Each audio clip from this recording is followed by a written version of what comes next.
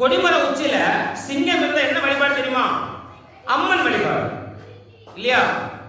கொடிமர உச்சியில காளை இருந்தா சிவன் வழிபாடு, கருடன் இருந்தா நாராயண வழிபாடு. அப்போ கொடிமர உச்சியில சிங்கம் இருந்தா அம்மன் வழிபாடு. நல்ல சிந்திக்கணும். கொடிமர உச்சியில காளை இருந்தா சிவன் வழிபாடு, கொடிமர உச்சியில கருடன் இருந்தா நாராயண வழிபாடு. சாமி தோப்பு கொடிமரத்துல என்ன இருக்கு? தாமரை இருந்து எங்க தாத்தாக்கு வழிபாடா இல்லாட்டி சமாதி வழிபாடு சொல்லுதா? தாமரை. கொடிமரம் எவ்வளவு ஒரு மேன்மை! அதையும் மீறிய சமாதி எங்க தாத்தா எவ்வளவு பெரிய ஒரு குற்றம் தேடும்.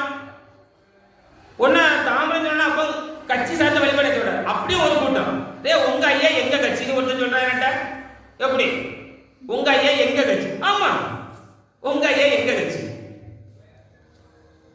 தாமரை சொல்றது தவ நிலையில ஒருவன் முத்தி அடையும் பொழுது அவன் கண்டு கழிக்கக்கூடிய ஞான நிலை என்பது.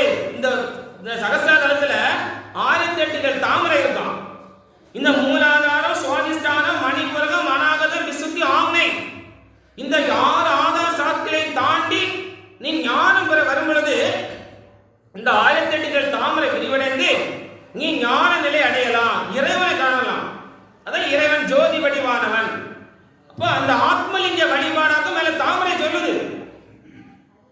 சிந்திக்கிறைய மனிதன் இந்த கலியுகத்துல நாமளும் தெரிஞ்சுக்கணும்.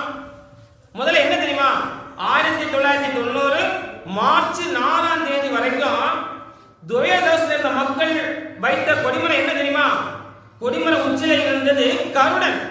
என்ன நினைச்சாங்க? நாராயண வழிபாடு சொல்லி வச்ச பதி. அதை கொண்டு போய் தாமரை வச்சுட்டு வழிபாடு கெடுத்து, அப்ப இதெல்லாம் எவ்வளவு